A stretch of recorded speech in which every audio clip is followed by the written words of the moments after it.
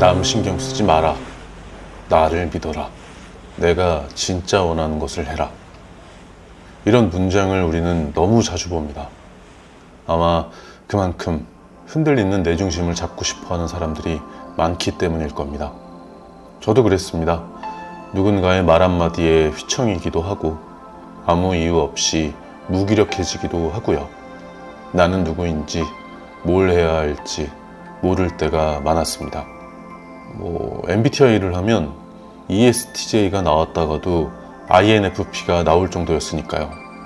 감정이 들쑥날쑥한 건지 의지가 약한 건지 이 혼란이 버티기 힘들어지는 지점까지 갔을 땐 심리학, 명리학, 철학, 종교에서 답을 찾아보려고도 했었습니다. 심리학은 네 과거 때문이야 라고 말하고 명리학은 타고난 팔자야 라고 말하죠. 철학은 네 기준을 세워 라고 말하는데 종교는 믿음을 가져 이렇게 말합니다. 다 각자의 방식으로 뭔가를 설명해 주지만 결국 남는 건 그래서 라는 질문이었습니다. 관련 책들도 찾아보고 뭔가 정답이지 않을까 싶은 구절은 직접 필사해 보기도 했었습니다. 하지만 애초에 좋아하는 것, 원하는 것도 모르겠고 그 설명들을 흉내낸다고 남들을 신경 쓰지 않게 되는 것도 아니었습니다. 걷는 게 생각 정리에 좋다고 해서 걸어보기도 했었는데요. 생각이 줄어들기는커녕 오히려 더 부풀어 올라서 어떤 날은 10시간 넘게 걷기도 했었습니다. 그럼에도 명확해지는 건 없었죠. 결국 생각만 더 많아졌고 더 복잡해졌습니다. 이게 저만 그런 건 아니죠? 어느 순간 이런 생각이 들었습니다. 뭔가 엉켜있다. 무언가를 하고 싶은 간절함은 분명히 있는데 이상하게도 몸은 움직이지 않았습니다. 에너지는 밖으로 나가려고 하고 마음은 안으로 덮으려는 그 충돌감, 그 감각을 따라 더 깊이 생각해보니 결국 이런 결론에 다다랐습니다. 내 안에서 감정과 이성이 분리되지 않고 엉켜있는 구간이 있다. 그리고 그걸 머리로만 풀려고 하니까 더 꼬이는 것 같았어요.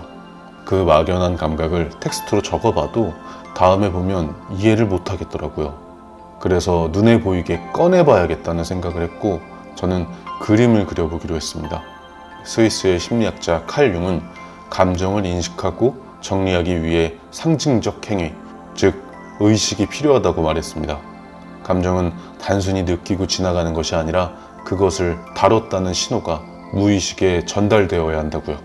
저에게 그림은 그 리추얼입니다. 내 감정을 하나의 형상으로 꺼내어 마주보는 의식이죠. 저는 막연한 공감이나 위로를 원하지는 않았습니다. 그 순간순간 들이닥치는 무기력감과 자기 혐오의 근본 원인을 알고 싶었습니다. 표현되지 않는 감정은 반복된다는 말이 있죠. 그렇다면 그 감정을 어떻게 꺼내느냐가 핵심이라고 생각했어요. 저는 그림을 통해 꺼내기는 하지만 누구에게 보여줄 실력도 아니고 예술혼을 불태울 깜냥도 없습니다. 그냥 쌓인 감정을 하나의 선, 색, 상징으로 꺼내놓는 행위. 그 자체가 자기 분화의 훈련이었습니다. 사례 F의 이야기로 보면 더 명확해집니다. F는 연인과의 관계, 엄마와의 관계에서 계속 타인의 판단을 기다리고 있었습니다. 본인은 만족스럽지 않은데 상대가 좋다 하니 사귀고 결혼은 생각 없는데 엄마가 판단해 주길 바라고 연인의 태도가 마음에 들지 않는데 사람들에게 물어보고 있었죠. 보기에 따라 감정이 없어 보일 수 있습니다. 하지만 사실은 감정이 너무 많아서 정리가 안 된 상태일 수도 있습니다. 느끼는 데만 익숙하고 말로 설명하는 데는 익숙하지 않기 때문에 감정과 생각이 계속 엉켜있는 상태인 거죠. 그래서 이 그림 그리기는 그 느껴지는 감정을 내 입으로, 내 손으로 꺼내는 자기 분화 훈련의 도구가 되는 겁니다.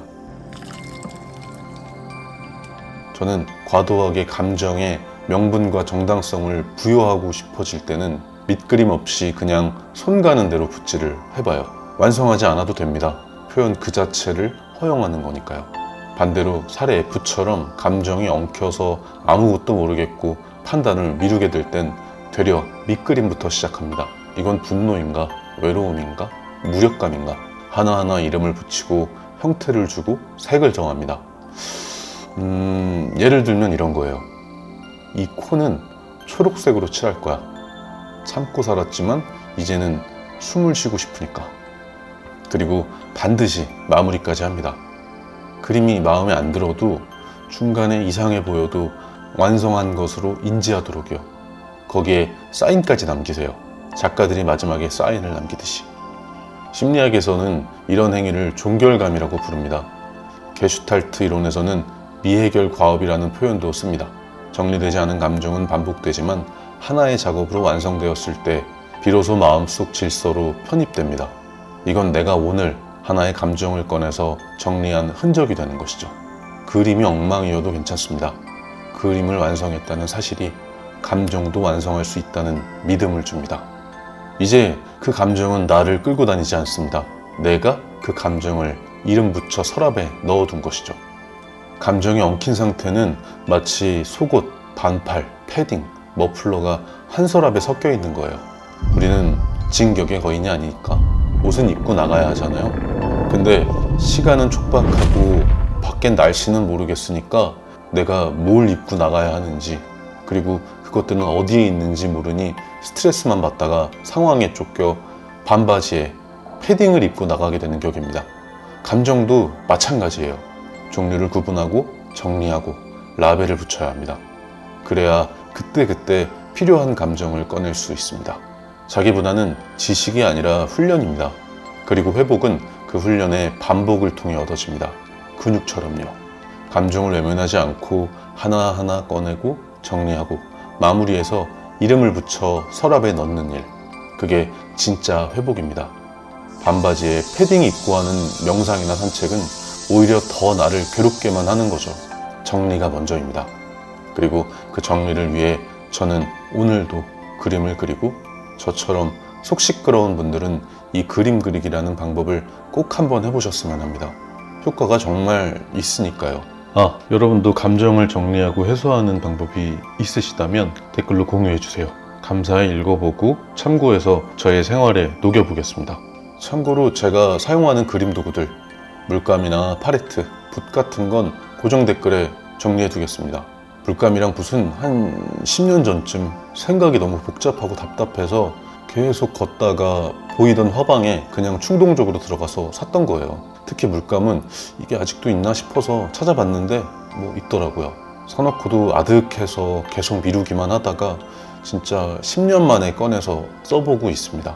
이젤이나 캔버스는 뭐가 좋다 말이 많더라고요. 근데 저는 그냥 이것저것 써보다가 괜찮은 걸로 정착했어요. 전문가처럼 멋지진 않지만 혹시 저처럼 감정을 그림으로 꺼내보고 싶은 분들이 있다면 시행착오를 줄이시라고 고정 댓글에 정리해뒀으니까 편하게 참고하시면 좋겠습니다. 이번 영상은 여기까지고요. 다음 영상은 지난번 예고해드린 대로 술 관련 사례로 다시 찾아오겠습니다. 구독과 좋아요 부탁드리고요. 저는 이만 가보겠습니다. 안녕히 계세요.